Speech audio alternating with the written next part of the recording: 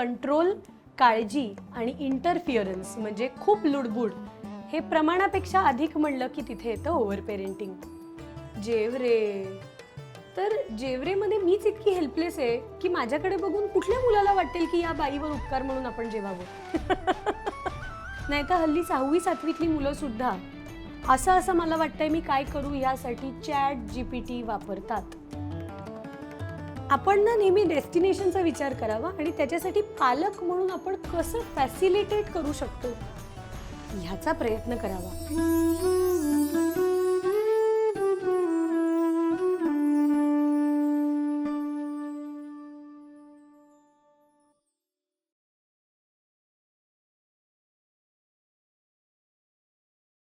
नमस्कार. कालनिर्णय मागचं पान या पॉडकास्टमध्ये तुम्हा सर्वांचं स्वागत. आपले टेस्ट पार्टनर आहेत रामबंधू मसाले, लोणची आणि पापड. आपले डिजिटल पार्टनर आहेत स्मृतिगंध.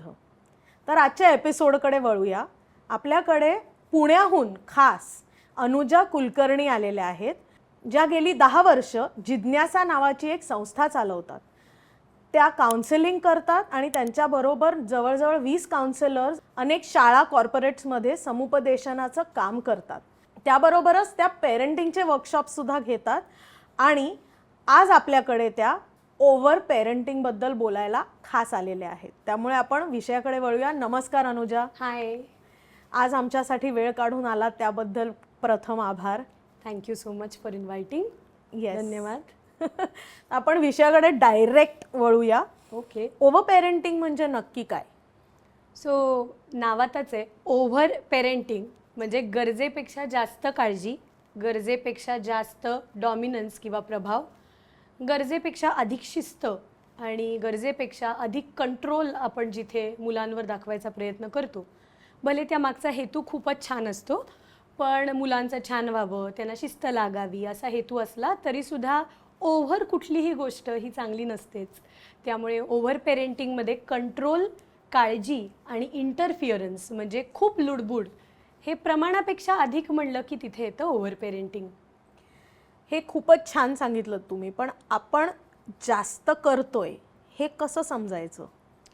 खरं तर असं म्हणतात की मुलांचा चेहरा हा त्यांच्या मनाचा आरसा असतो. त्यामुळे जर आपण ओव्हर पेरेंटिंग करत असू तर मुलाच्या वावरामध्ये त्याचा डिस्ट्रेस हा आपल्याला जाणवतो. अशा वेळेस ना हे स्वीकार करणं खूप अवघड असतं की माझ्या पालक म्हणून ज्या वागण्यामुळे माझं मूल ताण अनुभवतं आहे. अशा वेळेस मुलं खूप गोड असतात, त्याच्यामुळे मुलं ते दाखवायचा प्रयत्न करत नाहीत, लपवतात. पण त्यांच्या हालचालीमध्ये तो ताण जाणवतो. कधीकधी कमी कॉन्फिडन्स आहे मुलांमध्ये असं जाणवतं. आणि खरं तर याचे परिणाम कुठेतरी पालकांमध्ये सुद्धा दिसत असतात. म्हणजे जेव्हा आपण ओव्हर पेरेंटिंगमध्ये असतो तेव्हा आपण खूप इन्व्हॉल्ड असतो, खूप ऑक्युपाईड असतो. म्हणजे माझ्या मुलांनी खाल्लं आहे का, मग माझ्या मुलांनी नक्की नीट खाल्लं आहे का, मग त्यांनी पूर्ण संपवलं असेल का, त्यांनी मित्राला शेअर केलं असेल तर मग तो भुकेला राहील का, मग त्याला भूक लागली तर तो कोणाला सांगेल. हे झालं ओव्हर पेरेंटिंगमध्ये. ओके. तर मी माझ्या बाजूनी पूर्ण काळजी घेतलेली आहे की मी त्याला देईन खाणं, मग खाईल हे पण त्याला सांगितलेलं आहे. आणि भूक ही त्याची नॅचरल गरज आहे. त्यामुळे अन्न आहे आणि मला भूक लागली म्हटल्यानंतर मूल अन्न खाणार आहे. आणि जर खेळण्याला जास्त महत्त्व देऊन खाण्याकडे दुर्लक्ष केलं तर अनुभवातून त्याला त्रास होतो. हे माझं मूल त्याचं अनुभवणार आहे आणि त्यातून शिकणार आहे. सो ही जर्नी जर पालक करू शकले ना तर स्वतः ओव्हर पेरेंटिंगपासून स्वतःला लांब ठेवू शकतील.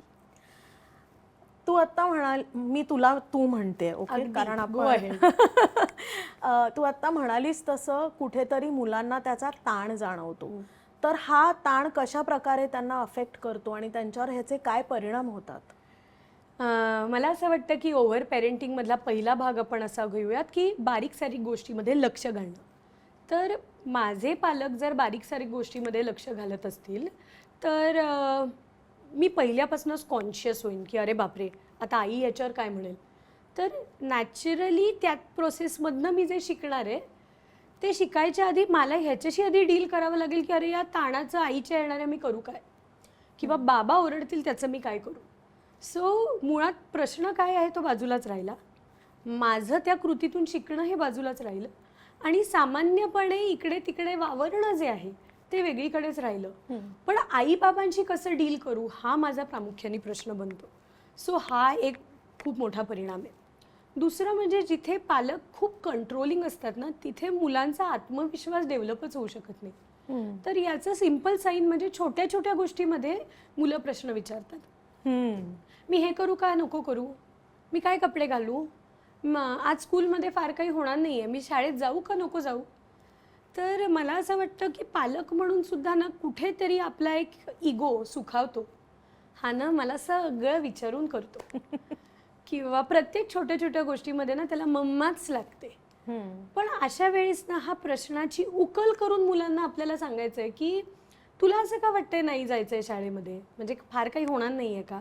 हां, आणि तू गेला नाहीस आणि तुझं काही बुडलं तर तू काय करणार आहेस, तुझं तू ठरवलंय का, मग घे तू निर्णय. सो अशा वेळेस आपण कधीतरी सांगतो, डायरेक्ट सांगून मोकळं होतो. एका वयापर्यंत मुलांना ते चालतं, पण एका वयानंतर मुलं 2 रस्त्यांकडे यातनं वळतात. एक, मी सगळं आई बाबाला विचारून करतो, म्हणजे चुकलं की मी म्हणतो तुम्ही म्हणलात म्हणून केलं, तुम्ही म्हणलात म्हणून इंजिनिअरिंगला गेलो पण नाही झेपलं, बदलतो. तुम्ही म्हणलात म्हणून हे आईस्क्रीम खाल्लं, बकवास आहे, तुम्ही खाता. हो. सो प्रत्येक गोष्टीमध्ये ढकलणं ही गोष्ट सोपी होते. आणि दुसरं म्हणजे भीती ना, तर ते घेतील ते निर्णय ठीक आहे, म्हणजे मी जबाबदारी कशाचीच घ्यायला नको.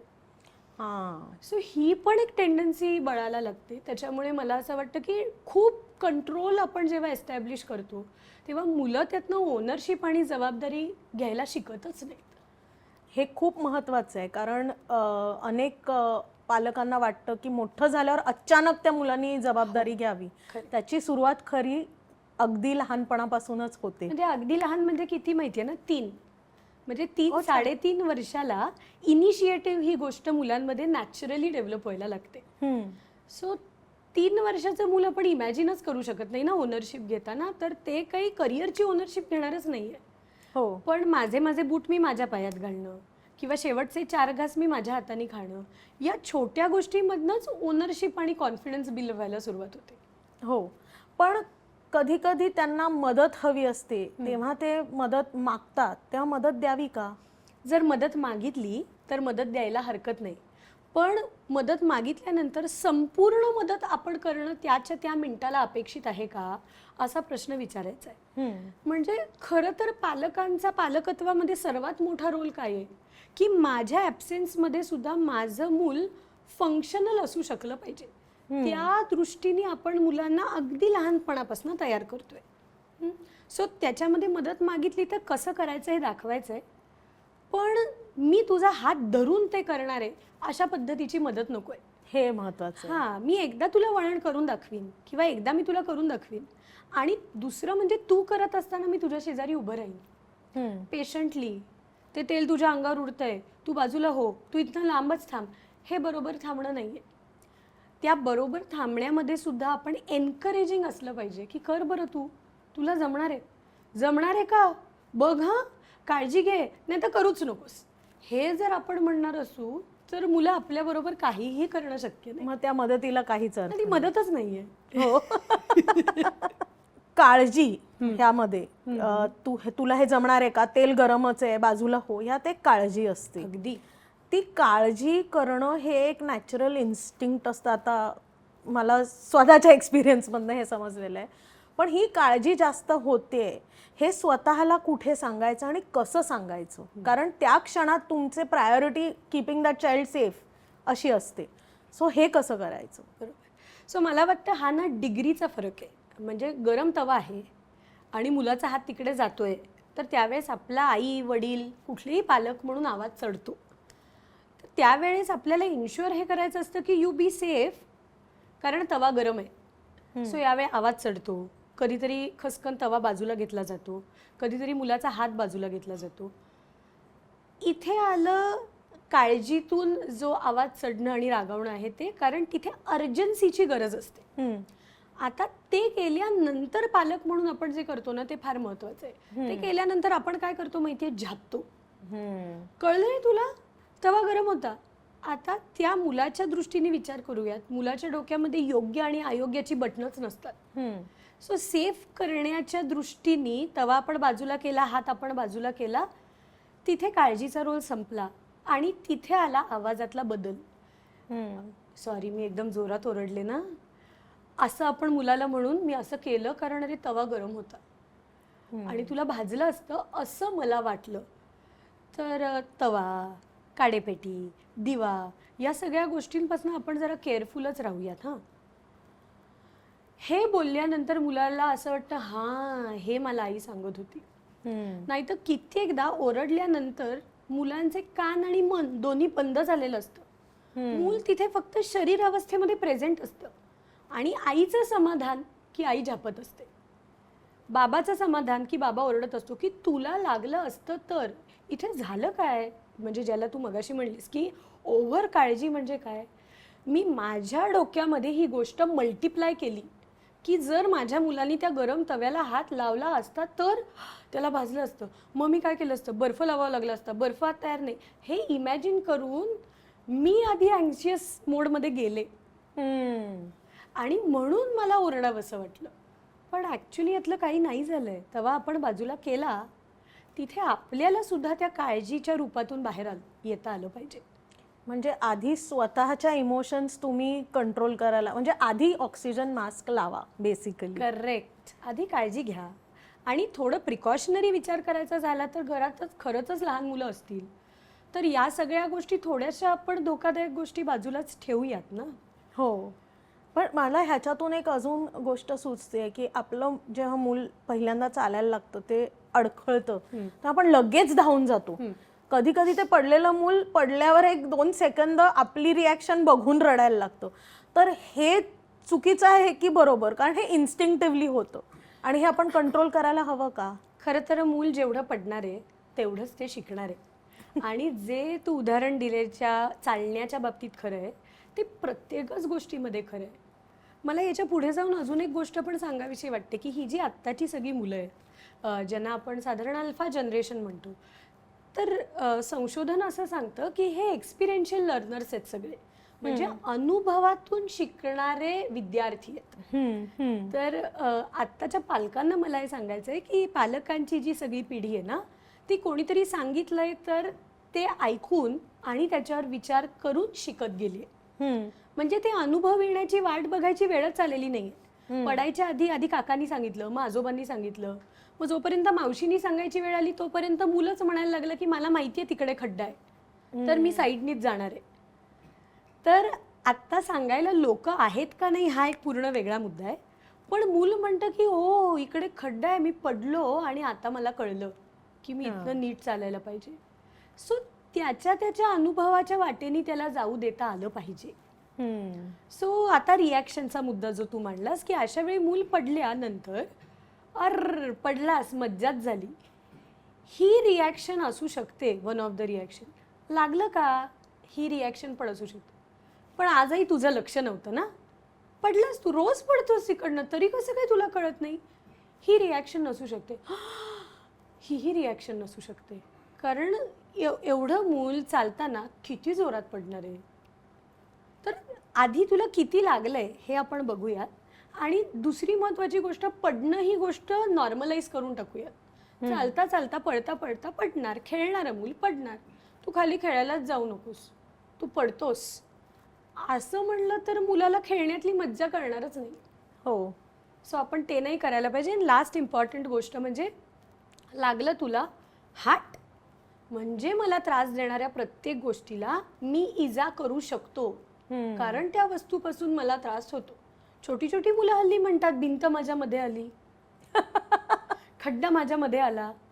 हो, म्हणजे माझ्याकडून काहीतरी छोटी मोठी चूक किंवा गडबड होऊ शकते याचा स्वीकार आपणही कधी कधी पालक म्हणून त्यांना देत नाही. आणि हे आयुष्यात किती मेटाफॉरिकल आहे. अगदी अगदी डेफिनेटली. सो गडबड झाली ह्याचा स्वीकार आला तर सोल्युशन सापडेल. बरोबर. पण हेच तू जेव्हा म्हणतेस की खाली जा खेळ असं म्हणताना आपण स्वातंत्र्य हे जे आहे अनेक वेळेला आता पाहायला मिळतं की काही मुलांना अति स्वातंत्र्य असतं, काही मुलांना अजिबात नसतं.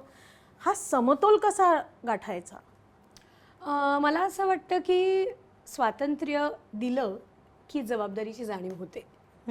आपण जर स्वातंत्र्यच आपण अगदी तोलून मापून द्यायला लागलो की हे एवढंच आणि मग एवढं नाही, तर मुलं पण ना लपवून खोटं बोलून गोष्टी करायला शिकतात. आणि हे मी अगदी छोट्या मुलांच्या बाबतीत म्हणत नाहीये, पण जसं जसं मुलांचं वय वाढत जातं तसं मुलांचं कॉम्प्लेक्स थिंकिंग हे वाढत जातं. तर त्यानुसार ना चॉईसेसची जी भाषा आहे ती लहानपणापासून करायला सुरुवात करायला पाहिजे. म्हणजे 2-3 भाज्या आहेत, तर मग कुठली न्यायला आवडेल तुला त्यातली? इथे मी पावभाजी देईन, पनीर देईन असंही म्हणलेले नाही आहे. किंवा मुलाचा हा जो हट्ट असतो ना की हीच का भाजी दिली, यालाही मी एंटरटेन करत नाही, पण मी प्रश्नच हा विचारते की कोबी आहे, भेंडी आहे, पडवळ आहे, तर कुठली देऊ आज? तर मग मूल म्हणतं की मी चूज केलं. त्या स्वातंत्र्याचा त्याला आनंद पण मिळतो, फ्रीडम ऑफ चॉईस आपण त्याला म्हणूयात. आणि मग हीच भाजी का दिली हे कशा तोंडाने मूल म्हणेल घरी आल्यावर, मीच तर सांगितलं होतं ही भाजी, म्हणजे मला ही खायचीच आहे. तसंच खाली खेळायला जायचंय आणि आपल्याला अभ्यास पण करायचा आहे. कधी काय करूयात हे जेव्हा आपण मुलांना विचारतो त्याच्यात मूल आहे. मूल म्हणणार आहे आधी मी खेळायला जाणार आहे. चालेल, पण मग तू वर आल्यानंतर तू कितीही दमला असशील, तुला लागलेलं जरी असेल तरी 8 वाजता मी तुझ्या शेजारी बसणार आहे आणि मग आपण दोघं मिळून अभ्यास करणार आहोत. हे चालणार आहे ना तुला? कारण आत्ता आपण अभ्यास नाही केला तर मग रात्री झोपायच्या आधी आपल्याला 2दा करावा लागेल. मग मूल म्हणतं 2दा कोण करेल, त्यापेक्षा मी 8 वाजता करेन. सो हे जे फ्रीडम आहे ना हे देता आलं पाहिजे. जसं वय वाढतं तसं त्या स्पेसमध्ये मुलांना त्यांच्या गोष्टी एक्सप्लोअर करता आल्या पाहिजे. पण जर नाही जमल्या तर मी मदत पण करणार आहे, आणि नाही जमल्या तर मी नियमसुद्धा लावून देणार आहे हे सांगता आलं पाहिजे. आपल्याकडे नियम आपण सांगतो पण त्याच्यामध्ये ना ॲंगर आणि ॲग्रेशन इतकं वापरतो की मुलं नियम काय सांगितलं त्याच्याकडे दुर्लक्ष करतात. म्हणजे छोटी छोटी मुलं आई वडिलांना म्हणतात आई हे वाक्य जरा शांतपणे सांग ना, तू किती चिडतेस. किंवा माझ्याकडे क्लिनिकमध्ये कंप्लेंट करायला येणारे जे पालक असतात ना इतके तावातावानी बोलत असतात. मुलं पण कधी कधी शेजारीच बसलेली असतात. ठसका लागला, दम लागला बोलून की मुलं म्हणतं आई जरा ब्रेक घे, पाणी पी, हां आता कर सुरू परत. सो मुलांना हे सगळंच माहिती आहे. इनफॅक्ट ही मुलं इतकी इव्हॉल्व्ड आहेत ना की आपल्याला पालक म्हणून त्यांना फक्त फॅसिलिटेट करायचं आहे. म्हणजे जे पालक म्हणतात की मी हे अलाउच करणार नाही, त्यांना मला एक निर्मळ प्रश्न विचारावासा वाटतो की किती काळ. हो, तर त्यापेक्षा थोडंसं फ्रीडम देऊयात, पण त्या फ्रीडमच्या ज्या मर्यादा आहेत ना त्या डिफाईन करून देऊयात. म्हणजे इथे मला ना अगदी फोनचं उदाहरण द्यायला आवडेल. स्क्रीनचं बघ तू, हे फ्रीडम आपल्याला नक्की नाही द्यायचंय. बघ तू म्हणजे अरे तू काय बघतोयस, बघ तू, पण आपण बघूयात. म्हणजे तो कंटेंट मी पण बघतीये, किती वेळ बघूयात, 15 मिनिटं बघूयात. सो मी फ्रीडम एवढंच देणार आहे की 15 मिनिटामध्ये आपण काय ते बघूयात. 15 मिनिटानंतर तो जो काही स्क्रीन आहे तो माझा आहे, तो मला तू परत देणार आहेस. आणि हे फ्रीडम तुला नीट वापरता नाही आलं तर 3 दिवस तो मोबाईल, तो टॅब, तो टी व्ही, त्या टी व्हीचा रिमोट मी गायब करू शकते. बाउंड्रीज. एक्झॅक्टली, त्या बाउंड्रीजच्या सगळे कंट्रोल आपण आपल्या हातामध्ये ठेवायला हवेत. मग मुलं हे आयडेंटिफाय करतात की हो आई आणि बाबा जे सांगतो ते देतात, पण ते जर मी नाही ऐकलं तर काढूनच घेतात. असं नको आहे मला. मग मुलं 20 मिनिटाच्या आधीच विचारतात, झाली आहेत का 20 मिनिटं, आधीच सांग नाही तर तू गायब करशील. ह्याचा अर्थ त्यांना फ्रीडम कसं वापरायचं हे समजायला लागलंय. पण ह्याच्यावरनं मला एक अजून प्रश्न असा सुचला की आजकाल जेंटल पेरेंटिंग हे इंस्टाग्राम किंवा सोशल माध्यमांवर बरंच वापरलं जातं, आणि त्यात मी अनेक पालकांना पाहते की नाही त्याला ओरडायचं नाही. हां, तर जेंटल पेरेंटिंग ही मला तरी मिसअंडरस्टूड टर्म वाटते. तू थोडंसं जेंटल पेरेंटिंग बद्दल सांगशील का? मला असं वाटतं की जेंटल पेरेंटिंगला आपण थोडंसं डिवाइड करूयात वेगवेगळ्या गोष्टीमध्ये. तर पहिलं म्हणजे जेंटल म्हणजे नॉन ॲग्रेसिव्ह, हां. दुसरं म्हणजे non very submissive also. So जेंटलचा अर्थ आपल्याला बऱ्याचदा असा वाटतो सबमिसिव्ह. सो खूपदा आया पण बोलताना असं दिसतं की जेव रे. तर जेवरेमध्ये मीच इतकी हेल्पलेस आहे की माझ्याकडे बघून कुठल्या मुलाला वाटेल की या बाईवर उपकार म्हणून आपण जेवावं. तर मला वाटतं की या सगळ्यामध्ये हेल्पलेसनेस नाही आहे, पण राग आणि चिडचिड असं पण नाही आहे. सो मला असं वाटतं की व्हॉइस मॉड्युलेशनमध्ये मग मी चिडीन बरं का आणि मग तुला ते आवडणार नाही याचा वापर नक्की असावा. पण आपण सूचनेची सुरुवातच आयुष अशी कशी करू शकतो? म्हणजे आयुष ओच देणार नाही या हाकेला. तर मुळामध्ये आधी हाक मारणं, मग समोरची व्यक्ती माझ्यासाठी मेंटली अवेलेबल आहे का हे बघणं. ते मूल एकीकडे हाताने काहीतरी करत असतं आणि मी धड धड धड धड माझी टेप सोडलेली असते. तर ना हे जेंटल आहे, ना हे सबमिसिव्ह आहे आणि हे बऱ्याचदा ॲग्रेशनकडेच जाणार आहे. म्हणजे जेंटलचा अर्थ मी आवाज चढवत नाही आणि मी मारत नाही म्हणजे मी जेंटल असा अर्थ नाहीये. बरं बऱ्याचदा ह्या गोष्टीचं कन्फ्युजन या गोष्टीशी केलं जातं की मी मूल मागेल त्याला सगळं द्यायचंय. हे मुळीच जेंटल नाहीये. हे पॅम्परिंगकडे आणि लाडावण्याकडे जाणार आहे. तर मला वाटतं पेरेंटिंगमध्ये जेंटलमधला काइंड हा जो भाग आहे ना, किंवा एम्पथेटिकली बोलण्याचा भाग आहे, सॉफ्टली बोलण्याचा जो भाग आहे, समोरच्या व्यक्तीचा प्रेझेन्स एन्श्युअर करण्याचा जो भाग आहे तो खूप महत्त्वाचा आहे. पण त्याच्यामधली परखडपणाची किंवा ॲसर्टिव्हनेसची जी झालर आहे ना, ती कमी नाही व्हायला पाहिजे. मला घ्या ना हे टॉय. नाही रे, नाही घेता येणार. सॉरी तुला खूप वाईट वाटतंय, पण आपण नाही घेणार आहोत. का नाही घेणार आहोत? पैसे नाहीत हे उत्तर द्यायला जायचं नाही. हां, आपण याच्यावर चर्चा जरूर करूयात, पण मी हे नाही घेणार. अशा वेळेस मूल खूप चिडतं, खूप तमाशा करतं, डोकं आपटतं, पाय आपटतं, नवनवीन लोकांसमोर वेगवेगळे चेहरे करून रडतं. या सगळ्या त्याच्या पद्धती आहेत गोष्टी तुमच्याकडनं उकळण्याच्या. त्याला आपण ब्लेम नाही करू शकत. इनफॅक्ट त्याला किती दुःख होतंय हेही एम्पथाईज करू शकतो. पण याच्यासाठी आपल्याला निगोसिएशनमध्ये जाऊन बरं मग हे नाही तर मी तुला साधी कार देतो चालेल का, हे जेंटल नव्हे. हे पॅम्परिंगकडेच जाणार आहे. आणि यू वोंट बिलीव्ह, मला हे सगळे टेक्निक्स मुलांनीच शिकवलेत. मला 5वीतल्या एका मुलांनी असं एकदा सांगितलं, ताई विचारायला लाजायचं नाही. You never know. म्हणजे काय विचारायला 10 वर्षाचा. निर्लज्जपणे. हो, 10 वर्षाच्या मुलांनी मला हे सांगितलं. म्हणलं म्हणजे काय, जरा मला थोडं सांग ना. हे बघ दुकानात गेलं ना की ताई खडा टाकून बघायचा, आई घेतेस का. मग म्हणायचं प्लीज घे ना. हे बघ एखाद दिवशी तिचा मूड चांगलाही असू शकतो, पटकन म्हणून जाईल घेते म्हणून. आपल्याला तर काय, आपल्याला काहीच मिळणार नव्हतं. त्याच्याऐवजी याच्याऐवजी हे जरी मिळालं तरी आपल्याला चालणारच आहे. टीचर आपण विचारून बघायचं, मिस मला याचा आन्सर माहिती आहे, द्या ना थोडे मार्क. जर टीचरनी मार्क्स नाही दिले तरी टीचर म्हणेल आन्सर सांग, मला खरंच आन्सर देता आलं, बनलो की नाही मी हिरो. सो हे मुलंच शिकवतात टेक्निक आपल्याला. सो हे जेंटलमध्ये आपण ॲसर्टिव्हनेसची धार सोडली की मग मुलांनी आपल्याला खिशात भरलंच म्हणून समज. आणि नेगोशिएट केलं तर झालंच. ते दॅट बिकम्स अ टेक्निक. परवा तू मॅगीच्या ऐवजी मला अर्ध मॅगी दिलं होतंस, मग आज रिमोटच्या कारच्या ऐवजी साधी कार दे. हे शिकतात मुलं, लगेच शिकतात.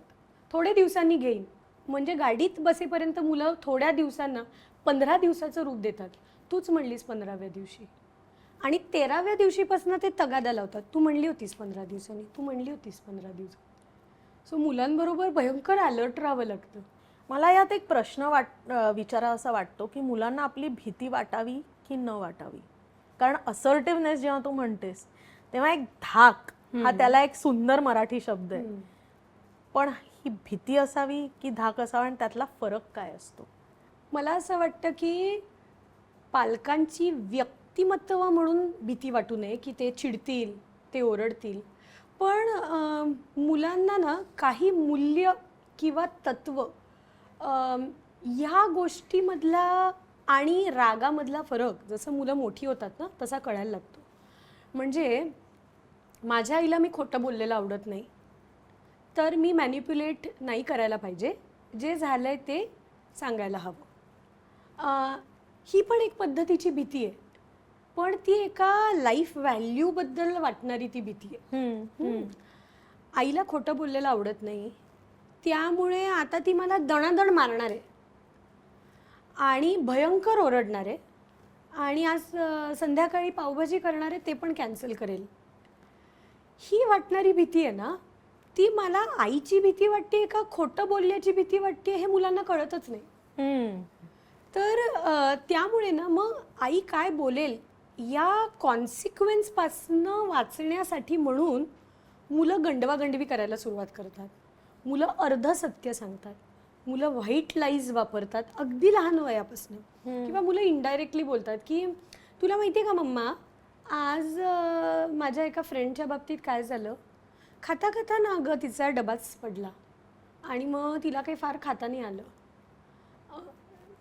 या सगळ्या गोष्टींना आपण ओके बरं मग काय करता आलं असतं इतपत जर रिॲक्शन दिल्या ना तर मुलं हळूच सांगतात आणि ना काल माझं पण असंच झालं होतं. टू जस्ट चेक की याच्यावर आई कशी रिॲक्ट होतीये. तर ही अशा पद्धतीची जी भीती आहे ना, व्यक्तीची आणि कॉन्सिक्वेन्सची वाटणारी भीती, ती नसली पाहिजे. पण चूक केलंय याची जाणीव जिथे असते ना तिथे तो धाक आपोआप येतो. म्हणजे पालकांनी ना मुलांच्या मित्रांसारखं मैत्रिणींसारखं वागावं. पण पालक म्हणजे मित्र मैत्रिणी नाहीत. हा खूप मोठा फरक आहे. आणि मुलांच्या गुडबुक्समध्ये जाण्याचा तर प्रयत्न करूच नाहीये. That's not our job. हो, that is really not our job. कारण एका पॉईंट नंतर जसं मी मगाशी म्हणलं की पालक म्हणल्यानंतर आपल्या डोक्यामध्ये मुलांचा आनंद आणि दुःख या गोष्टी येतातच, पण योग्य आणि अयोग्य गोष्टींचे चॉईसेस आणि निर्णय ही गोष्ट सुद्धा येते. मुलांच्या डोक्यामध्ये बेसिकली ते ॲबसेंटच असणार आहेत. त्यामुळे माझ्या आईला योग्य वाटेल म्हणून मी काहीतरी करायचं आहे पेक्षा माझ्यासमोर आत्ता 4 लिटर आईस्क्रीमचा टब मला दिसतोय तर मी का नाही खायचा. मी चाइल्ड आहे, मी प्लेजर वाईजच विचार करणार आहे. सो हे येतच. त्याच्यामुळे मुलांना कधी कळेल आई बाबा जे म्हणतात ते खरं तर खरं होतं, कधीतरी कळेल त्यांच्या ॲडल्टहूडमध्ये. जर समजा ते पालक झाले तर तेव्हा कळेल, जर ते जॉबला लागले तर तेव्हा कळेल, जेव्हा त्यांना त्यांच्या काही चांगल्या सवयींचा फायदा कसा झाला हे ते अनुभवतील तेव्हा कळेल. पण ऑनेस्टली मुलांच्या 7, 8, 9, 10 वयाला मम्मा तू किती नेहमी बरोबर असतेस, बाबा बरं झालं तू मला सांगितलंस वगैरे रिॲक्शन एक्सपेक्ट करू नयेत. आत्ताच्या मुलांसाठी ते नेहमीच बरोबर असतात आणि पालक ओरडतात वगैरे ना ते त्यांच्या वेंट आउटसाठी. मुलं चुकतात म्हणून नाही. हे मुलांचं क्लिअर आहे. मुलांचं पूर्णपणे क्लिअर असतं. कारण माझी मुलं मला नेहमी म्हणतात की मम्माचा आवडता शब्द नो आहे. आणि तेव्हा मला माझ्या आईचं आठवतं की मला खूप वाईट वाटायचं ती नाही म्हणायची तेव्हा. आज I am grateful for that. So त्यांनाही कदाचित 30 वर्षांनी जाणवेल की आई ठीक होती, पण म्हणून आता त्यांना ढील द्यायची की नाही हा नेहमी एक प्रश्न असतो. Just a small difference in this is तुझ्या माझ्या वेळेस ना आपल्याकडे मुलं म्हणून ते विचारायचं करेज नव्हतं की का नाही. आजकाल मुलं ते विचारतात आणि त्यांना पटेल असं उत्तर जर आपण देऊ शकलो ना तर निदान ते ह्या पॉईंटवर जाऊ शकतात. मला पटतंय, मला कळतंय, पण तरी मला हवं हवंसं वाटतंय ग. आणि that is a very beautiful point. Because at parents we can also empathise with that. हो रे, मला पण वाटतंय ना आज पास्ता आणि पिझ्झा खावा, पण काय करणार, आपलं कालच पोट बिघडलं होतं. So I am empathising that. But that does not mean की मग मी मोठ्या पिझ्झाच्या ऐवजी तुला छोटा एक ट्रायंगल आणून दिला तर चालेल का. No is really a no. No is no and no can be a sentence. Absolutely. Sometimes it's okay to be a sentence. Yeah, and as long as you are able to explain, that's great. Decision making ultimately lies with you. पण ह्याच्यात मला एक असं विचारावं असं वाटतं की अपयश हा पण एक भाग असतो. कारण तुम्ही तुमच्या मुलांना एम्पावर करायचा प्रयत्न करताय, त्यांना व्यवस्थित चॉईसेस करायला शिकवताय, पण अपयश हे येणारच आहे. तर त्या अपयशाला आपण पालक म्हणून कसं तोंड द्यायचं आणि मुलांना अपयश. आजकाल तुम्ही रेसमध्ये स्पोर्ट्स डेला सगळ्यांनाच मेडल मिळतं पार्टिसिपेशनसाठी. सो अपयश हे कसं पचवायचं, हे कसं मुलांना शिकवायचं. मला असं वाटतं की छोटी जेव्हा मुलं आहेत ना, साधारण 10, 11, 12, अगदी 13, 14 वयापर्यंतची मुलं मी म्हणेन, तर पालक म्हणून आपल्या डिक्शनरीमध्ये आपण अपयश किंवा फेल्युअर हा जो शब्द आहे ना त्याची फ्रिक्वेन्सी कमीच करायला पाहिजे. हम्म. कारण त्या पॉइंटला अपयश म्हणजे त्या मोमेंटला झालेली गडबड, हम्म. मी केलेला प्रयत्न पण म्हणावं तितकं मला न जमणं, हम्म. माझं पोटेन्शियल जेवढं आहे तेवढं मी त्या मोमेंटला परफॉर्म न करू शकणं, अशी थोडीशी सॉफ्ट व्होकॅबलरीनी फेल्युअरला रिप्लेस करून टाकायचं आहे. हम्म. कारण मुळातच फेल्युअर किंवा अपयश या शब्दालाच किती नेगेटिव्ह कनोटेशन आहे. हो हो. आणि मग जेव्हा मी ते कनोटेशन माझ्या मनामध्ये म्हणते की माझं मूल अपयशी ठरलं, माझ्या मुलाला मेडल मिळालं नाही, तेव्हा माझं मलाच ते खूप वाईट वाटायला लागतं. हम्म. कारण याच्यात मी म्हणते माझं मूल म्हणजे मी कधी फेल होऊच शकत नाही. हम्म. हम्म. मग माझ्या मुलाने फेल झाल्यानंतर त्याला होणारं दुःख हे त्याला डील करायला लागू नये म्हणून पालक म्हणून कित्येकदा माझी ही अपेक्षा असते की माझ्या मुलांनी फेलच होऊ नये. हम्म. हे तर होऊच शकत नाही. बरं, मुळामध्ये कुठलीच गोष्ट अल्टिमेट सक्सेस किंवा फेल्युअर नसतं. आउटपुटच्या आधी प्रोसेस नावाची पण एक गोष्ट असते. हो. तर मला हल्ली वाटतं की त्या आउटपुटबद्दल, म्हणजे मी ना टिपिकल आयांचे डायलॉग्स ऐकते एक्झाम झाल्यानंतर. बघू मला क्वेश्चन पेपर. आता तो क्वेश्चन पेपर ॲक्च्युली सोडवलेला गेलेला आहे. तर तुला कळावं की तुला किती जमलंय, तर तुझं तू सांग, मम्मा मला यातलं हे जमलं, हे जमलं, हे जमलं, हे जमलं, हे मला नाही आठवलं. ती आई किंवा तो बाबा परत परीक्षा घ्यायला सुरुवात करतात घरी आल्यानंतर. हम्म. आणि आत्ता मला हे कळलं की ही 2 आन्सर्स मी लिहिलेली नाही आहेत. तर मला त्याचं मूल म्हणून कसं वाटणार आहे? खरं तर वाईट. दुसरं, आई बाबा ओरडणारे तसं वाटलं तर मुलं एक भारी उत्तर देतात. हम्म. मी एक्झाममध्ये लिहिलंय पण मला ते आत्ता आठवत नाही आहे. म्हणजे कॅन यू बिलीव्ह दिस? जे मी 3 तासापूर्वी लिहिलं ते मला आत्ता आठवत नाही आहे. हम्म. सो हे मी सांगतोय कारण मला भीती वाटते ना तुझी. नॅरेटिव्ह तयार करताय. नॅरेटिव्ह. सो मुलं इकडे अशा पद्धतीचं नॅरेटिव्ह तयार करतात. सो गडबड झाली असेल तर मला चालणार आहे. पण तुझं तू आयडेंटिफाय कर की हे पुढच्या वेळी बेटर कसं करायचं. दिस इज एक्सिलंट. हम्म. म्हणजे ह्याचा फायदा होतोच. का सांगू का? कारण मूल जसं मोठं होतं ना तसं मी कसं परफॉर्म केलं या बाबतीत मुलांचा एक सेल्फ टॉक सुद्धा तयार होतो. हम्म. जी आई सपोज एखादं मूल क्रिकेट खेळत असेल, बॅडमिंटन खेळत असेल आणि त्यांनी इतकं चांगलं परफॉर्म केलेलं नसेल, तर आई बाबा किंवा कोच बोलायच्या आधी त्या मुलाच्या मनामध्ये याचा सेल्फ टॉक तयार झालेला असतो. आज मी इतकं छान नाही ना केलं, हम्म. मी ना हे छान नाही केलं, ही सर्व्हिस छान नाही केली, मी छान डिफेंड नाही करू शकलो, हे त्याला माहिती असतं. अशा वेळेस एकतर इमिजिएट न बोलणं हम्म. Is a such a huge great message and relief Yeah. की मलाही माहिती आहे काय झालंय, तुलाही माहिती आहे काय झालंय, पण आत्ताच्या पॉईंटला I am just choosing to be with you and still not talk about it. Yeah. There are times when we can talk about it in much better way, जिथे इमोशनचा पगडा संपलेलाच असतो. संध्याकाळी खाताना, गाडीत बसलेलं असताना, काय झालं रे आज गडबड, काय झालं आज, तुला काय वाटतंय, अशा वेळेस ना मुलं स्वतःहून बोलतात. अगं मी 3-4 वेळा माती खाल्ली. हे मुलं स्वतःहून बोलतात. पहिल्यांदा मी हे करायला हवं त्याच्याऐवजी मी हे नाही केलं. मग ना मला सॉलिड टेन्शन आलं. मग मला वाटायला लागलं आपण गणलो आणि मग मी गणलोच. हम्म. ओ मग आता काय करायचं, ह्याचं पण सोल्युशन बऱ्याचदा मुलंच देतात. आणि मग जर ह्याच्या पलीकडे मुलांना काही कळलं नसेल, जे आपल्याला पालक म्हणून कळले ते सांगावं ना. मला ॲडिशनली अजून काय वाटतंय माहिती आहे का मन्या, की तुझं असं आणि असं पण झालं का असं? हो, आय थिंक झालं असं. As long as you know it, तू करशील. हम्म. इथे विषय संपलाय. वर्सेस याच्या अगेन्स्ट काय होतं माहिती आहे, ऐकू नकोस तू माझं, मी तुझ्यासाठी कष्ट करते, तुझ्यासाठी मी प्रत्येक वेळेस ऑफिसमधनं लवकर येते सो दॅट तू कोचिंगला वेळेत पोचावास. शून्यावर आणतोस तू हे सगळं. अरे मला आधी हा गिल्ट, हे फेल्युअर, तुझा राग, भीती किती मी अजून ऑब्झर्व करतोय. मग मी या विचाराकडे जाणार की खरं मी कुठे चुकलो. तिथे जायला मला कैक दिवस लागणार. आणि अशा वेळेस मुलं काय सोल्युशन चूज करतात माहितीये, मम्मा मला हा गेमच जमत नाहीये, अभ्यास होत नाही ग माझ्याच्यानी, मॅथ्स आणि माझा ना मम्मा नाही जमत. म्हणजे मुलं काय शिकली यातनं? एस्केप आणि ओनरशिप न घेणं. आणि ओनरशिप न घेणं आणि कळत नकळत आपल्यामुळेच हे झालं. So what I actually intended to do and what I ended up doing as parent were two different things. Yes. तर आणि पालक पण अगं मुद्दाम नाही करत हे. ऑनेस्टली मी तुला सांगू का, आपली पिढी पालकांची जेव्हा आपण लहान होतो ना, तेव्हा आपल्याला चुका दाखवायला लागायच्या. थोडे मंद होतो वाटतं आपण.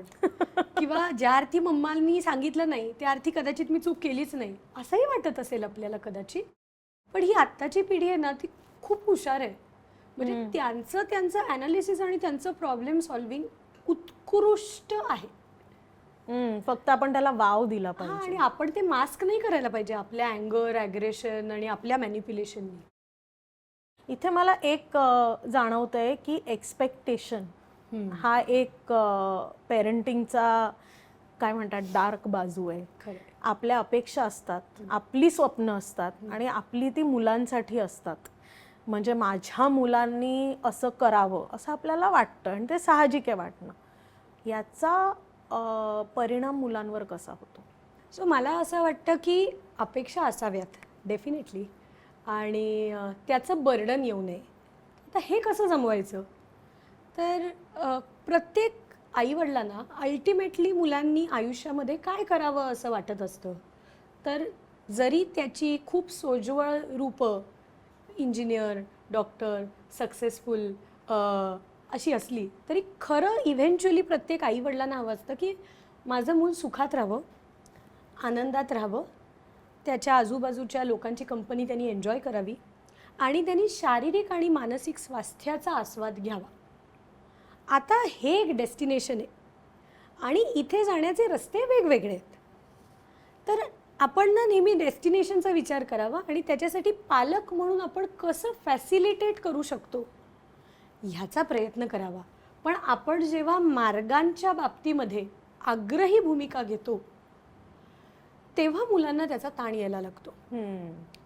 आता यामध्ये सुद्धा काही गोष्टींमध्ये स्वातंत्र्य द्यावं लागतं, पण त्यातनं तुला काय करायचं आहे असं एक चॉईस आणि काय करायचं आहे नॉन निगोशिएबल याचं कॉम्बिनेशन वापरावं लागतं. से फॉर एक्झाम्पल आत्ता संध्याकाळमध्ये अभ्यास करावाच लागणार आहे, पण कधी आणि कुठला करायचा तू ठरव.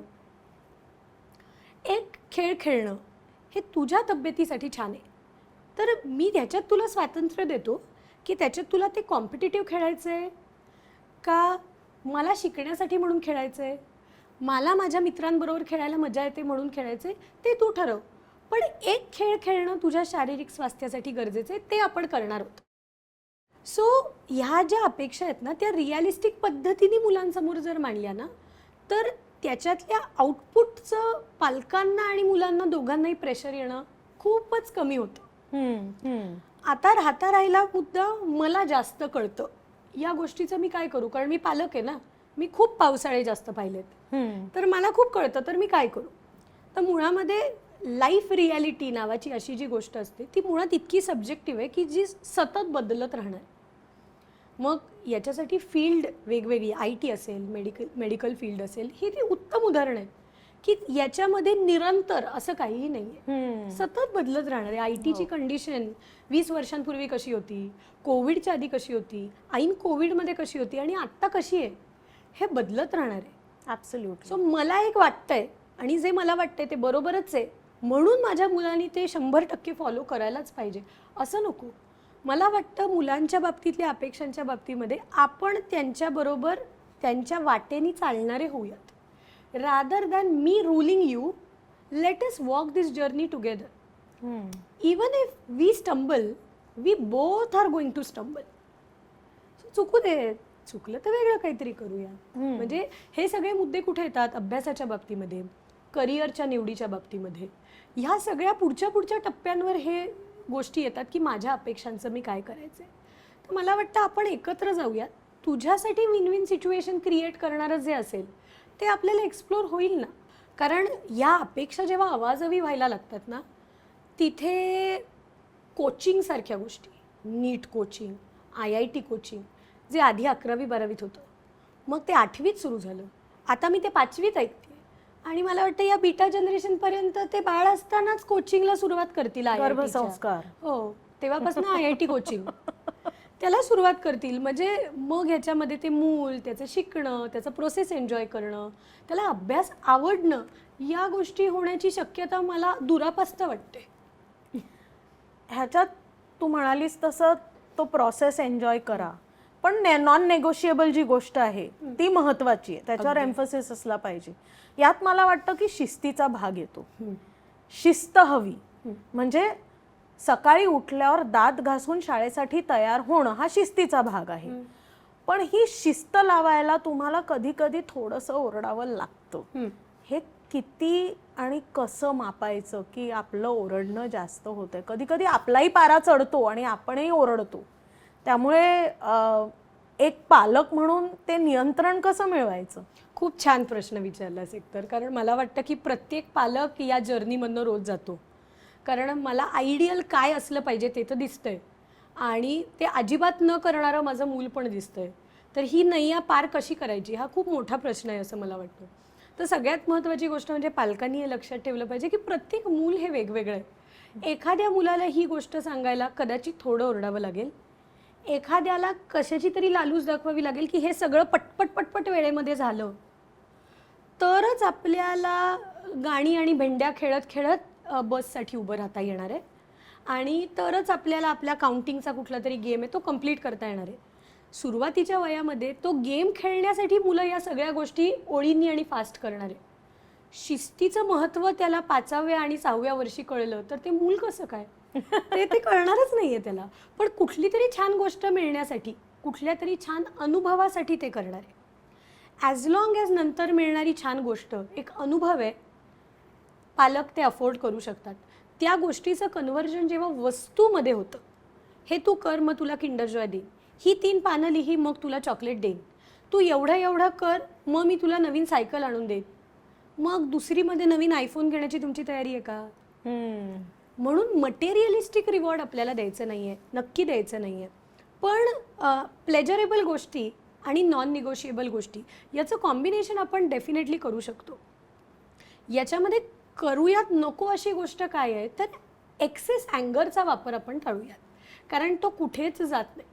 आज तुम्ही ओरडाल, मग आवाज चढवाल, मग एक फटका माराल, मग एकाचे 2 होतील, मग 3 होतील, मग पट्टा येईल, मग चप्पल येईल. पण यांनी शिस्त लागेल का याची काहीच गॅरंटी नाही.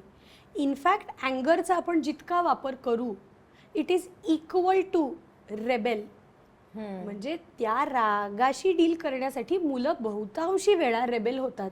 किंवा मराठीत एक खूप छान वर्ड आहे त्याच्यासाठी, कोडगे पण येतं मुलांमध्ये. त्यामुळे जबाबदारीची ज्याला जाणीव होते ना तो व्यक्ती शिस्त पाळतोच. आणि सर्वात शेवटची महत्त्वाची गोष्ट म्हणजे शिस्त म्हणजे डिसिप्लिन आणि ओबिडियन्स या गोष्टीमध्ये पालकांनी फरक करायला शिकलं पाहिजे. ओबिडियन्सचा अर्थ काय? उठ म्हणजे उठ, बस म्हणजे बस. हे खूप म्हणायचे पूर्वीच्या काळात, ही काय शिस्तच छान मुलगा आहे, नाही. उठ खूप म्हटलं की छान. उठतो आणि बस म्हटलं की बसतो. पण ती शिस्तच नव्हती, त्याला म्हणायचं होतं ओबिडियन्स. येस. हां, आता आपल्याला शिस्त शिकवायची. शिस्त म्हणजे त्याला एक हॅबिट असणं, ती एक ऑर्गनाइज्ड कृती असणं आणि ज्यातनं इव्हेंच्युअली माझी सोय होणं आणि माझा फायदा होणं. आता ह्या एका सूत्रामध्ये तू कुठलीही गोष्ट घाल ते अगदी चपखल बसेल. मी दात का घासायचे, माझ्या फायद्याचं आहे ते.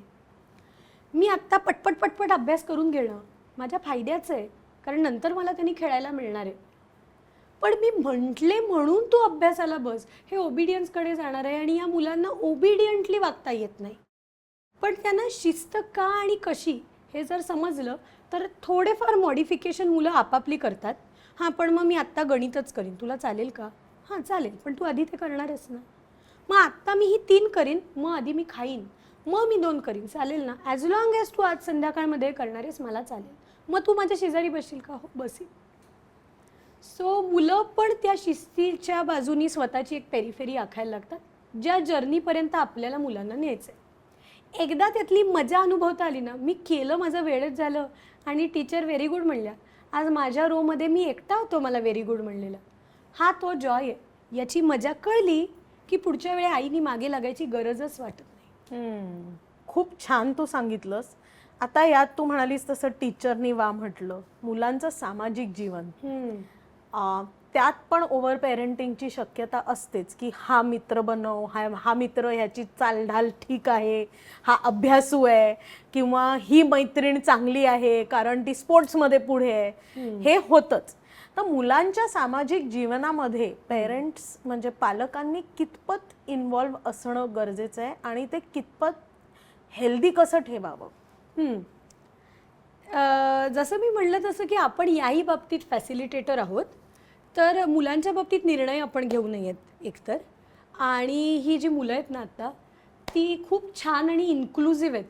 म्हणजे आजकालच्या कुठल्याही मुलांना जर तू विचारलंस, कोण रे तो आयुष, काय त्याचं आडनाव, मला नाही माहीत. नाही मग तो कुठे राहतं, मला नाही माहीत. 4 दिवसांनी तुला आयुषचं नावच ऐकू येणार नाही, कारण त्याचं नाव ऋषी आता होईल. ऋषी आता माझा मित्र झाला. सो ही जी मुलं आहेत ना, ती खूप इन्क्लुझिव्ह आहेत. यांना रिलेट होण्यासाठी कुठल्या फॅमिलीतून कसं वागणं काही फरक पडत नाही. अरे तू त्याच्याबरोबर खेळू नको, तो खूप शिव्या देतो, मला माहिती आहे पण तो माझा मित्र आहे, मग तू शिव्या देऊ नको, मी देतच नाही. ही क्लॅरिटी मुलांना आहे. सो संगतीचा परिणाम होतो का? 200% होतो, कारण मुलांना कळत नाहीच ना की ह्याच्यामुळे मी जे शिकतोय ते खरं तर योग्य आहे का अयोग्य. पण आज कळत नाहीये ना, अनुभवातनं कळणार आहे. सो मुलांच्या ओव्हरऑल फ्रेंड सिलेक्शन किंवा ओव्हरऑल सोशल कोशंट डेव्हलप होण्यासाठी पालक म्हणून आपण काही करायला पाहिजे का? हो, करायला पाहिजे. एक म्हणजे मुलांना मल्टिपल लोकांचं आणि ग्रुपचं एक्सपोजर द्यावं. म्हणजे एकाच पद्धतीचे, म्हणजे स्कूलमधलेच माझे मित्र हे माझे सगळे मित्र आहेत असं नको. सोसायटीत वेगळे, काहीतरी खेळायला जातो तिथले वेगळे, आपण सगळे पेरेंट्स जे फ्रेंड्स आहोत त्यांची मुलं आणि त्यांचा तुझा एक ग्रुप आहे वेगळा. मग मुलांना कंपॅरिझन करायला लागतात. इथे मला कोणीतरी बुली करतंय, पण सगळे मला करत नाहीत, म्हणजे या मुलाचं वागणं चुकीचं आहे, मी स्वतःला याच्यापासून डिटॅच करू शकतो. हे मुलं हळूहळू शिकतात. पण तो खूप बॉसिंग करतो, तू ना 4 हात लांबच राहा. कदाचित माझी ती इमोशनल गरज आहे की मला सेफ वाटतंय याच्याबरोबर. हा ओरडतो मला, बॉसिंग पण करतो, पण कोणी जर मला त्रास द्यायला आलं तर हा भांडायला जातो त्यांच्याशी माझ्यासाठी. मग मला सेफ वाटतं बॉसिंग केलेल्या मुलाजवळ. सो मुलं ना त्यांच्या त्यांच्या भावनिक गरजांनुसार त्यांचे मित्रमैत्रिणी बदलतात. आपण एक्सपोजर देऊ शकतो. आणि दुसरं, कधी कधी ना मुलांनी सोशलाइज करावं ह्याच्यासाठी थोडे कष्ट घ्यावे लागतात. याचं मोठं रिझन म्हणजे मोबाईल. 4 मुलं एकत्र बसतात आणि 4ची डोकी आपापल्या मोबाईलमध्ये, हे सोशलाइज करणं नाही. त्यामुळे कधी कधी पेरेंट्सना हा एफर्ट घ्यावा लागतो. आपण लग्नाला चाललोय, मी याला घेऊन येतेय, तू पण तुझ्या मुलीला घेऊन ये, म्हणजे हे खेळतील. मी हा बोर्ड गेम घेऊन येतेय, तू ड्रॉइंगची बुक्स घेऊन ये. म्हणजे जिथे तुम्ही तिघं एकत्र आला आहात ना, तिथे आम्ही कोणीही आया मोबाईल देणार नाही आहोत. हा सोशल स्टँड घेणं फार गरजेचं आहे. मग तुम्ही खेळा तुमचं तुमचं, मग त्यात आपण इंटरफिअरन्स करणार नाही आहोत. कोण कोणाशी भांडलं, मग तुझ्या मुलीने माझ्या मुलाला मारलं, त्यांचं ते बघून घेतील. सो आपण इंटरफिअर करणार नाही आहोत, आपण भांडणामध्ये पडणार नाही आहोत. पुढच्या वेळी तो आला की त्याला सांग, मला तुझी गरज नाही, असं मुलं कधीही म्हणत नाही. कारण मुलांना खेळातून विन विन सिच्युएशन क्रिएट करायचीच असते. त्यामुळे माझ्या मुलांनी कसं वागावं हे मी सांगायला जाऊ नये. कारण माझं मूल हे एक वेगळी व्यक्ती आहे, त्याचं व्यक्तिमत्व हे वेगळं आहे. जेव्हा मी माझ्या व्यक्तिमत्वानुसार त्याला काहीतरी वागायला सांगते तेव्हा त्याच्या डोक्यामध्ये विसंगती निर्माण होते. आई म्हणते 2 फटके मार, इथे माझा हात खिशाच्याच बाहेर येत नाही, मी 2 फटके कुठून मारू? मग मी अशा वेळी काय करू शकतो? जर मला आईने सांगितलं असेल की तू स्वतःला सुरक्षित ठेव, हे महत्वाचं, तर मी या मित्राच्या ऐवजी पलीकडच्या बेंचवर जाऊन बसीन. हे सोल्युशन मुलं घेऊ शकतात. हे खूप महत्वाचं सांगतेस तू. पण मला एक सांग की खेळणं एकत्र, तू म्हणालीस ते, म्हणजे मोबाईल हा एक वेगळा विषयच होऊ शकतो पूर्णपणे. पण खेळात पेरेंट्सनी मध्ये मध्ये करू नये, भांडणं त्यांची त्यांना सोडवू द्यावीत, हे तू म्हणालीस, त्याच्यावर थोडंसं अजून सांग, कारण ते खूप महत्त्वाचं वाटतं मला. मी असं म्हणण्याचं कारण असं होतं की मुलांसाठी त्यांचं मित्रमंडळी हे आपल्यासाठी समाज कसं आहे त्याचं एक प्रतीक आहे. म्हणजे आपल्या पण आजूबाजूला कसे लोक असतात, काही डॉमिनेटिंग असतात, काही स्वतःच्याच जगात रमणारे असतात, काही असतात ना ते कधी कधी आपल्याशी एकदम बैसटल्यासारखे वागतात, पण कधी कधी एकदम प्रेमाने वागतात. मुलांच्याही आजूबाजूला असंच असतं. कोणीतरी घरी ओरडा खाऊन आलेलं असतं, कोणीतरी घरी इतका मार खाऊन आलेलं असतं की ते म्हणतात आज 2 तरी लोकांना बुकललंच पाहिजे. कोणीतरी असतं ते खूप आनंदात आलेलं असतं, कोणाचा तरी दुसऱ्या दिवशी बर्थडे असतो. सो मुलांमधलं सुद्धा वागणं एव्हरी डे आणि एव्हरी इन्स्टन्स बदलणारं असतं. म्हणून जेव्हा आपण त्याच्यावर आपली मतं मांडायला जातो तेव्हा मुलांना कळतच नाही, तू म्हणतेस तसं नाही आहे. सो हे डायलॉग अनेक घरांमध्ये मी ऐकलेले आहेत की आई तो खरं तर खूप चांगला आहे, किंवा तो वाईट नाही आहे, अगं तो घाबरतो खूप, किंवा त्याला मदतीची गरज आहे तर मी करणार आहे त्याला मदत, कोणीच त्याच्याशी खेळत नाही त्यामुळे मी त्याच्याशी खेळणार आहे, हे मुलं म्हणतात. सो मला असं वाटतं मुलं ना स्वतःच्या पियर्सच्या बाबतीतले चॉईसेस स्वतः करू शकतात. हां, जर एखाद्या मुलामुळे आपल्या मुलाचा अभ्यास कमी होतोय, त्याला अभ्यासात गोडीच वाटत नाहीये, तर मला असं वाटतं की रिव्ह्यू घेतल्यासारखा दर 10-15 दिवसांनी याच्याबद्दल एक टॉक घ्यावा की तुला असं वाटतंय का की मागच्या काही दिवसामध्ये आपलं याच्याकडे लक्षच जात नाहीये.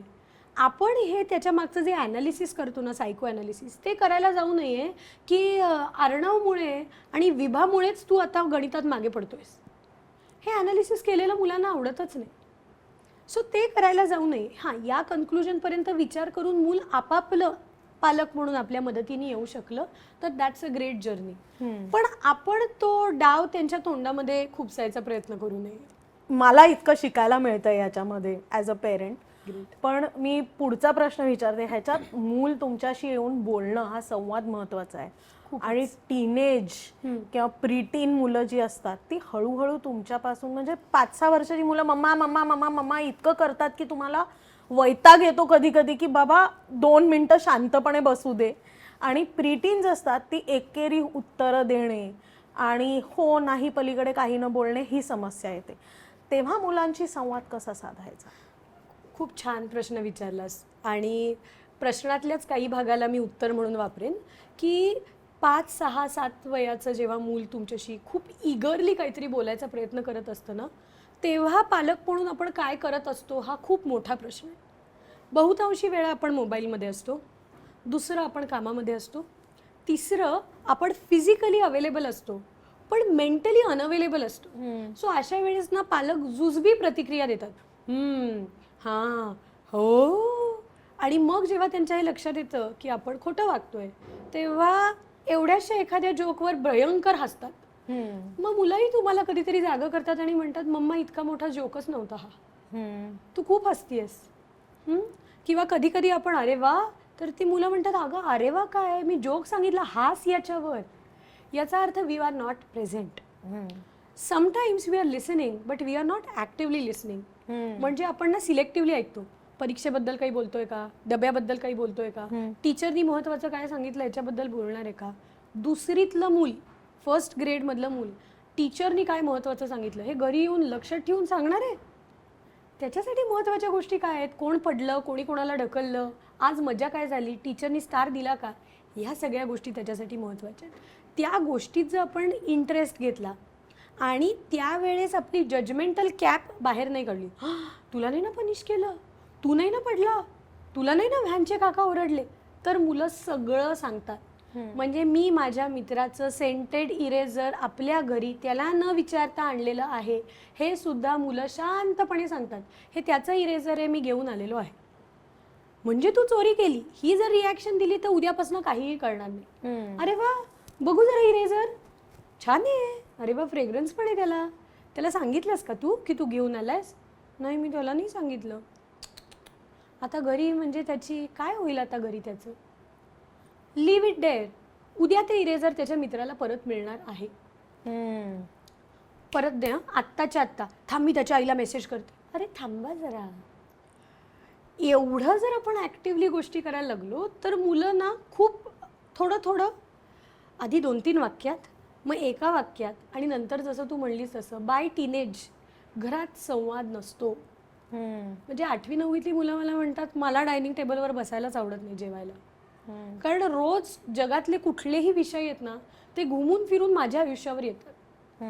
कोणीतरी ॲमेझॉनमध्ये प्लेस झालं म्हणून तू अभ्यास कर. अरे तो अभ्यास केला, तो इंटरव्ह्यू क्लिअर झाला, तो प्लेस झाला, उद्या त्याला जॉबवरून काढून टाकलं तर तुम्ही मला काय म्हणणार, आता तू अभ्यास करू नकोस. तेव्हा तुम्ही सिलेक्टिव्हली काय म्हणणार, बघ म्हणून अभ्यास केलाच पाहिजे, जॉबवरनं काढून पण टाकतात. म्हणजे जगातले सगळे विषय जर माझ्यापर्यंतच येणार असतील तर मला चर्चा आणि गप्पा नकोतच. त्याला फटीग येतो. खूप फटीग येतो आणि प्रत्येक गोष्ट उपदेशामध्ये कन्वर्ट नाही व्हायला पाहिजे. I think that's the key.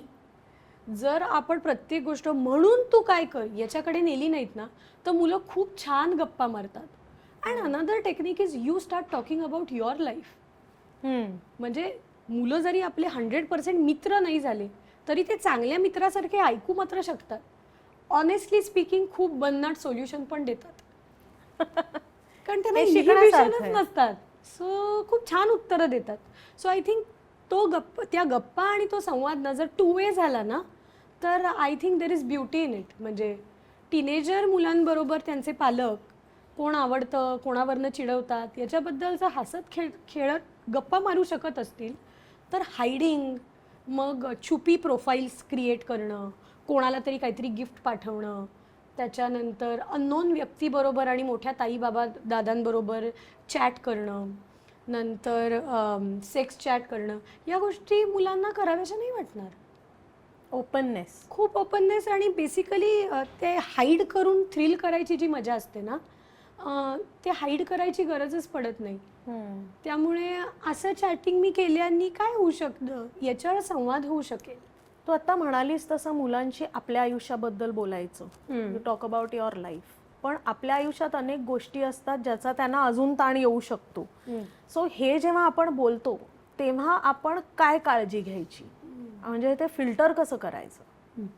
So मला असं वाटतं की आयुष्य कसं रोजी आहे आणि सगळं छान आहे आणि बॉलिवूड आहे आणि सगळं गुडी गुडी आहे असं एक फेक पिक्चर क्रिएट करू नये. कारण मुलांपासून जेव्हा आपण गोष्टी लपवतो की त्यांच्यावर परिणाम होईल तेव्हासुद्धा ते आपली बॉडी लँग्वेज ऑब्झर्व करतच असतात.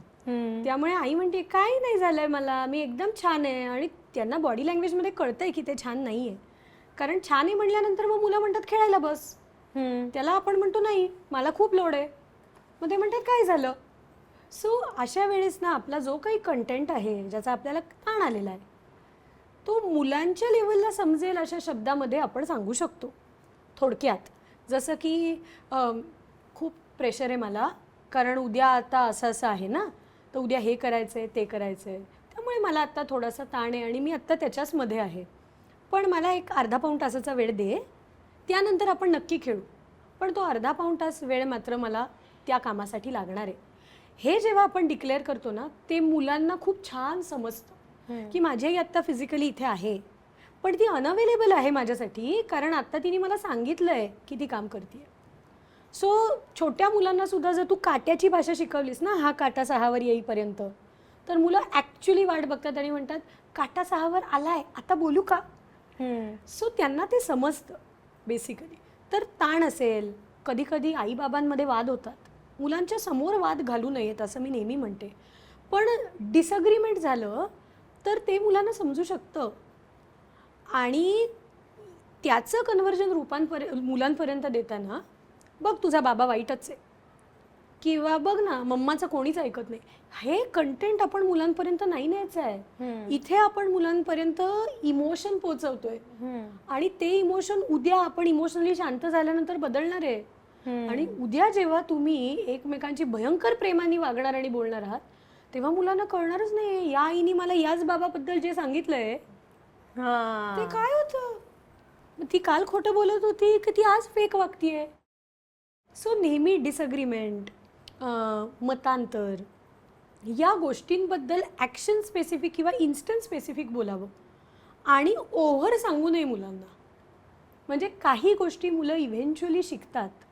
म्हणजे सिंगल पेरेंटिंग करत असताना किंवा डिवोर्स्ड पेरेंट्समध्ये सुद्धा आम्ही हे सांगतो की तिच्या बाबाबद्दल, त्याच्या बाबाबद्दल, त्याच्या आईबद्दल त्यांना त्यांची मतं तयार करू देत. तुमच्यातले डिस्कॉर्ड्स, ही गोष्ट तुम्ही डिस्कॉर्ड स्वरूपामध्ये मुलांपर्यंत आणलीत तर मुलांना त्यांच्या एक्झिस्टन्सबद्दलच शंका निर्माण व्हायला सुरुवात होते. तुमचा प्रॉब्लेम राहिला बाजूला. हो. हां, आणि अजून एक लास्ट गोष्ट म्हणजे आपला राग मुलांवर नाही काढायचा आहे. म्हणजे मी टेन्शनमध्ये आहे हे तुम्ही कम्युनिकेट नक्की करा, पण मी टेन्शनमध्ये आहे त्यामुळे माझं सगळं वागणं तू अलाउ कर हे पॉसिबल नाही. मी चिडचिड करणार, मी गोष्टी फेकणार, मी तुला खिसटत नेणार कारण काय तू हळूहळू चालतोयस का तर मी टेन्शनमध्ये, हे अलाउड नाही आहे. सो टेन्शन पोचवणं अलाउड आहे, पण टेन्शनच्या ज्या रिॲक्शन्स येतात ना त्याच्यात आपण मुलांना अगदी म्हणजे त्यांचा बरडा नाही करणार आहोत. हे खूप महत्त्वाचं. हा माझा पुढचा प्रश्न होता की आपल्या आयुष्यात सुद्धा काही ताणतणाव असतात. आजकालच्या आयुष्यात आपलं जग इतकं फास्ट आहे, कॉम्पिटिशन आहे. सो याचा परिणाम मुलांवरती होतोच, 100% होतो. पण तो आपण कंट्रोल कसा करायचा? मुलांना वेळ देऊन, अंडरस्टँडिंग देऊन, तू आता छान सांगितलंसच, पण हे कंट्रोल कसं करायचं हे आपल्याला कसं कळतो? मला असं वाटतं की आपल्याला येणारा ताण हा आपला प्रश्न आहे आणि मला वाटतं की त्या ताणातून मुलांपर्यंत पोहोचत असताना आपलं ट्रान्झिशन पूर्णपणे झालंय का आणि मी माझ्या ताणाला टेम्पररी का होईना पार्क केलंय का, ह्याचा जोपर्यंत मनातून उत्तर हो असं येत नाही ना तोपर्यंत मुलांबरोबरचा त्यावेळेचा सुसंवाद टाळलेला बरा. म्हणजे 4:15च्या ठोक्याला मुलासाठी लवकर जायचंय म्हणून लवकर गेलेले आई बाबा जर घरी जाऊन तण तण तण तण करत असतील तर मी म्हणेन तुम्ही 5:45ला जा, पण गेल्यानंतर शांतपणे आणि मुलांना हे सेन्स तरी होऊ देत आई बाबा आले किंवा बाबा आलाय, आता तो माझ्यासाठी आलाय. बाबा नुसताच येतो, आल्यानंतर तो लगेच लॅपटॉपचा डबा उघडतो, तो सतत फोनवर असतो, म्हणजे माझ्यासाठी तो आलाच नाहीये, मग तो 1 तास उशिरा आला तरी चालेल. सो मला असं वाटतं ताण राहणार आहे. आपली वर्किंग स्टाईल बदलली आहे, कामाच्या आपल्याकडून असणाऱ्या डिमांड सुद्धा बदललेल्या आहेत, पण यांनी मुलं सफर नाही झाली पाहिजे. मग त्यासाठी मी मुलांबरोबरचा वेळ एक्सक्लुझिव्हली मुलांबरोबर किती देता येईल, कधी 25 मिनिटं, कधी अर्धा तास, कधी पाऊण तास, सुट्टीच्या दिवशी कदाचित 2-2.5 तास, त्या वेळाशी मी लॉयल राहिलं पाहिजे पालक म्हणून. तर मग मुलांना ताण नाही दिसत. म्हणजे ते म्हणतात आई बाबाला टेन्शन आहे पण माझ्याबरोबर ते खेळतात सुद्धा. So I think that balance also if we are able to do, we are doing a great job. यात मानसिक आरोग्य हे आपलं जर चांगलं असेल तर आपण मुलांच्या मानसिक आरोग्याची काळजी घेऊ शकतो. पण असंही असलं तरी आपल्या जगात आणि त्यांच्या जगात, आपण टीनेजर असतानाचं जग आणि त्यांचं जग हे वेगळं आहे. तर या आजच्या जगात आपल्या मुलांच्या मानसिक आरोग्याची काळजी कशी घ्यायची? खूप महत्त्वाचा प्रश्न आहे. मला असं वाटतं या जगात अवेअरनेस जरी आला असला तरीसुद्धा काउन्सेलिंग म्हणजे पैसे असणाऱ्यांची कामं आहेत. याला काय गरज आहे काउन्सिलरची? तिथं जाऊन ते तेच सांगणार जे आई वडील सांगतात. पण बऱ्याचदा काउन्सिलर्स ही एक सेफ स्पेस क्रिएट करतात की ज्याच्यामध्ये मूल व्यक्त होऊ शकेल आणि कुठलाही समुपदेशक डायरेक्ट सल्ला देत नाही.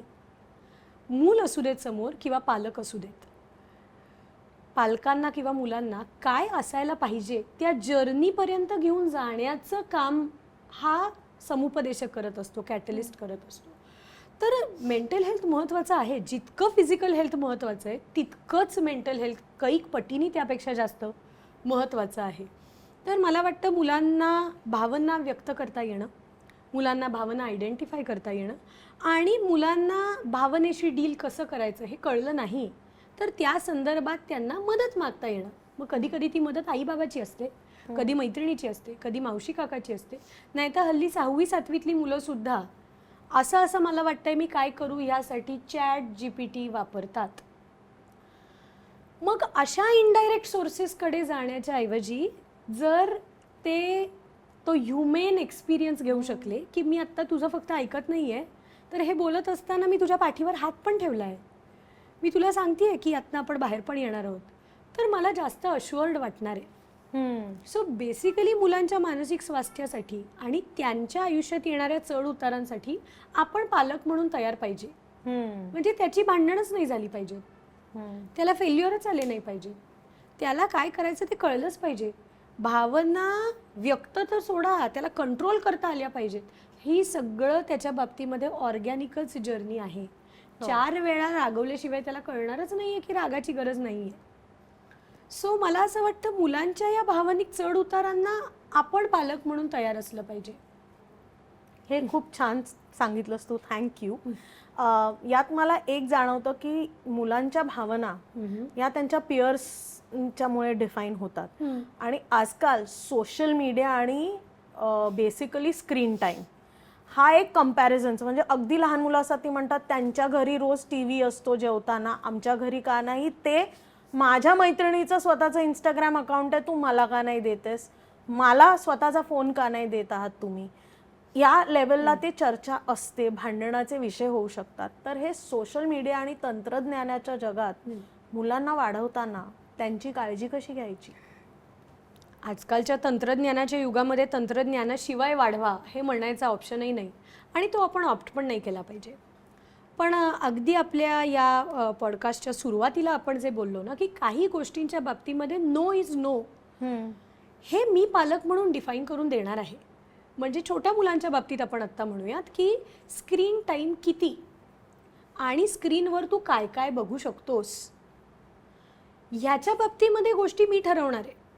हां, मी तुला फ्रीडम देईन, तुला एक दिवस नॅशनल जॉग्राफिक बघायचं आहे, एक दिवस कार्टून बघ, एक दिवस अमसम बघ, पण कंटेंट काय असणार आहे याच्या बाबतीमध्ये ॲटलिस्ट मी डे वाईज तरी चॉईस आणि रूल हे दोन्ही इम्प्लिमेंट करू शकली पाहिजे. खाताना मिळणारच नाही स्क्रीन, ऑप्शन दुसरा असा आहे की स्क्रीन अजिबातच नको. मग तुला काय हवं आहे? हां ठीक आहे, मग मी जेवण झाल्यावर स्क्रीन टाईम करीन, उत्तम.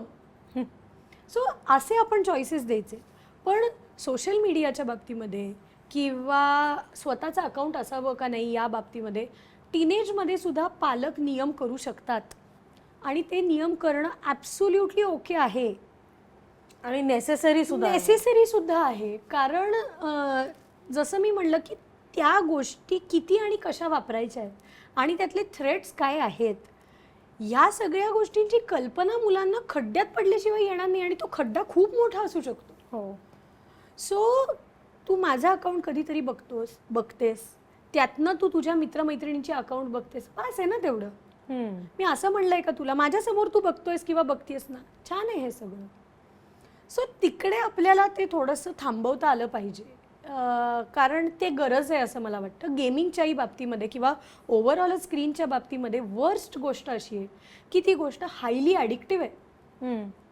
म्हणजे आपलाच आपल्यावर कंट्रोल राहत नाही पालक म्हणून, तर मुलांच्या स्क्रीन टाईमवर कंट्रोल कसा राहावा.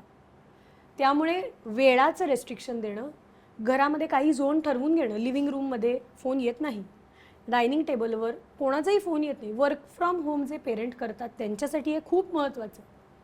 तुम्हाला कामाचा फोन आला ना, तुम्ही कामाच्या रूममध्ये जा, घराच्या पॅसेजमध्ये जाऊन बोला. इथे माझा कामाचा फोन चालू आहे म्हणून घरातल्या लोकांना तुम्ही दटावायची गरज नाही. ती घराची स्पेस आहे, ती घरातल्या लोकांची स्पेस आहे. सो हे जर सेग्रिगेशन आपण पण पेरेंट म्हणून करू शकलो तर आय थिंक मुलांसाठी पण ती गोष्ट खूप सोपी आहे. म्हणजे in short, no is no. आणि बाउंड्रीज म्हणजे मर्यादा, या मूल कितीही वर्षाचं असलं तरी तुम्ही त्याच्यावरती सांगू शकता, समजवू शकता आणि फॉलो करूयात, हे इम्प्लिमेंट करू शकता. आता आपण एक क्विक फायर करणार आहोत आणि मी तुला पटापट प्रश्न विचारणार आहे आणि तू पटापट उत्तरं द्यायची आहेस. ओके? एका शब्दात का एका वाक्यात देऊ शकतो? वाक्यापर्यंत जाऊ शकतेस. ओके. मुलं स्वतंत्र निर्णय घेऊ शकतात का? हो, घेऊ शकतात. मुलांना त्यांची समस्या स्वतः सोडवू द्यायला हवी का? प्रयत्न तसा असला पाहिजे, गरज लागेल तिथे मदत करू शकतो. सोशल मीडिया मुलांच्या मानसिकतेवर परिणाम करतो का? 200%. मुलांना त्यांना हवं तसं वागू देणं योग्य आहे का? Not at all. मुलांना प्रत्येक गोष्टीवर मत विचारायला हवं का?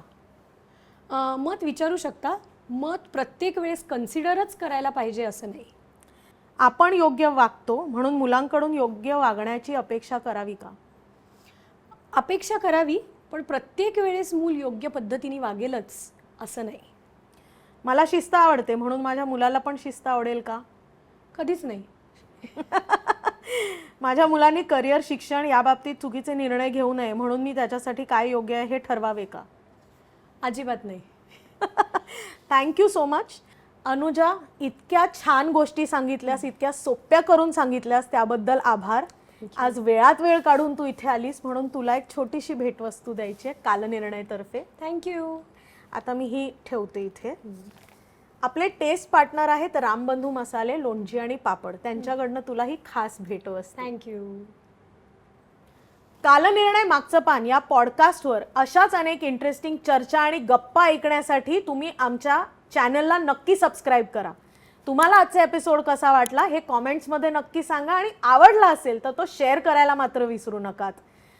आमचे डिजिटल पार्टनर आहेत स्मृतिगंध. पुढच्या एपिसोडमध्ये भेट होणारच आहे, पण तोपर्यंत नमस्कार.